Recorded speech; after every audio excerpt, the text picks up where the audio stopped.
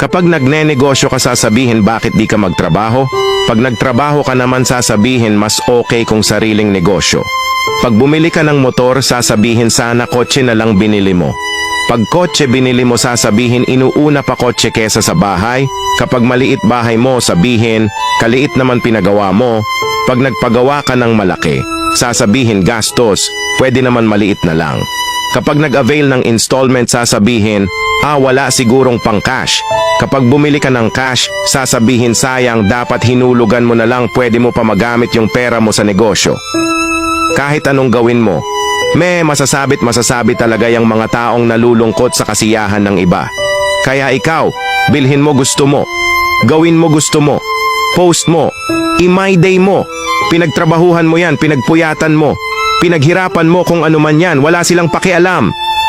Ubusin nila oras nila kakapuna sa'yo hanggang sa hindi na nila alam paano maging tunay na masaya kasi nabubuhay na lang sila sa buhay ng iba. At sa lugar din na ito, mga dre, kinilala at nirespeto ang taong ating pag-uusapan ngayon.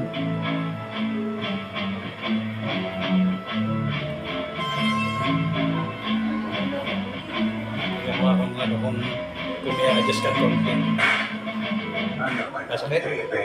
Marami ang nag-aakala sa atin na ang kwento Kailangan ng talaga pinansagang emperador ng Nueva Kunti lang yun, kahit talaki, ha? Henry Cruz. Sa kabila, okay lang. Ay katanag-isip lamang at isinapelikula ni Senador Wala daw. Revilla Jr. Yun, Sa ganun kwento sana. lang namin dito ng kanyang anak na si Ginoong Sayos Cruz. Ganun sana ang ano nun. Ito, kinakabig lang, masakit na. Dito nga po, ganyan nyo. Ilat nyo kung wala itong ano, tatagilid. Tingnan natin kung tagilid. Hindi naman. Kasi yung iba kasi nakaganyan, tagilid na. Mababa na ito. Jog Dizon Narda na siyang tumulong sa amin. Lagdag lang ito. Grabe.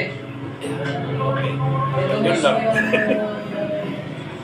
Basta kung hindi nyo man ito maano, pamintin nyo lang kasi hindi mo kaya ganyan eh.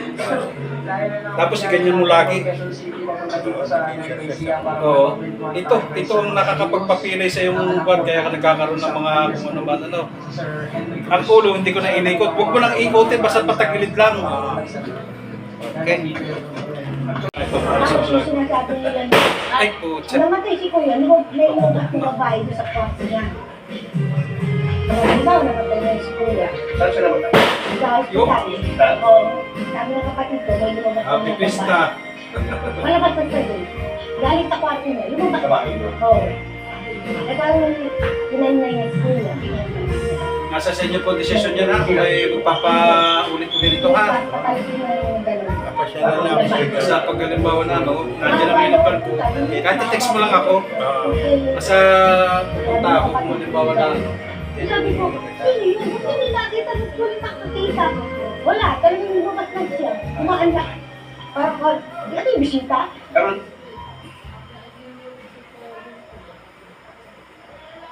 Okay lang ba? Ito, medyo na ko ng bata ko. ganun, sana matakpan na agad sa lalo na yung panahon. Hindi naman ano na naman. Lumog ba? Ito, medyo. Na siya. Banat. Dito po talaga siya nilibing sa lugar na ito, nung simula. Hindi, siyempre na pwede rin. Hindi pa ako eh. Sabay sukat.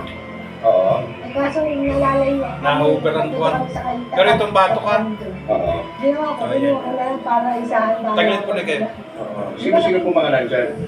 Ang nanay, tsaka ang tatay, tsaka siya. Oo. So, nung hinukay po yun, puro buto na lang na. Oo. Ha? Dami kasing mga ano kasi, yung sa yung damo, ano ang tawag doon? Kasi sinasaksakan pa nila ng Yung iba. Dahil dito sa ano pa lang siya dati eh. Parang kulang pa yung ano pinagawa ni Mayor. Neto. Pero maganda dahil meron na silang full volume eh. Pag hindi, kumbaga sa iyong yan, para lubwag yan. Pero wag mo lang ano lang. Hindi mo pwedeng pakrimit na ngayon para habang ano pa. Ayaw nila eh. Sabi nila 5 years pa daw eh. 5 years, okay lang. Oo. 2 years pa. So, itong... Nakakulog. Kaya nga eh, naka-plastic lang si... Nakakulog. Nangalay doon sa pagtingala mo. Ito, ano? Sure kayo, Nangyari yan. Itong plastic na nandiyan yung mga lamig niya.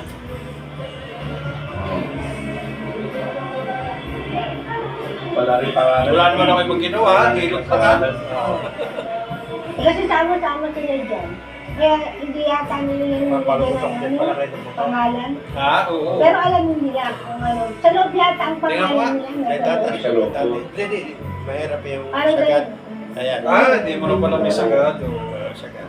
Gano'ng katagal na po yan, sir? Tatatlo na. Nalagot Ha? ako. Ang tatatlo. 3 years na. Okay naman. Kaya Baka siguro yung ganito lang talaga yung panang ano mo. Sa balikat. Matanggal ko na siya dyan. Tapos kukulit ka. Kasi isang Ah, Pinag-x-ray ko ito. Ano masakit? Wala naman pa. Grabe ka ng 5 years. Pero ngayon, masakit hindi naman. Yan. Ngayon nga yan. Ngayon, wala na. Ay, ngimay pa rin hanggang ngayon. Oo, dito. Opo, nakita ko po kanina, parang Hindi, simple niya. Bukas siya pagkakapagpahinga ka niya. May yan. Mga buto na lang po. Kasi ano yun, tutribate na yun eh. Naghihintay na lang ng mga ano, ayun.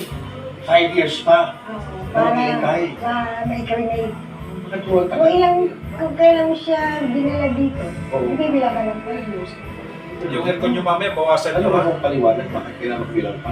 Kasi bumigat yung katawan mo eh. Eh, ha? Kinain mo nila kasi yung taon. Ulit ko? Bahala kayo, basta bawasan mo lang. Kunti na lang yata yung ano kasi. Kasi pagka lalaksab yung ano, sobrang ano, sabi, ang banas. Yung malapot natin.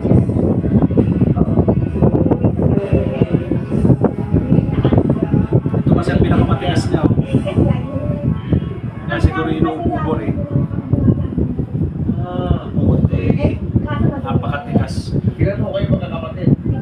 Dito. Ano Obserbahan nyo rin po ito ha, kapag ano ha. Si... Pero may iba ito. Siyempre na ano na yung paano nito.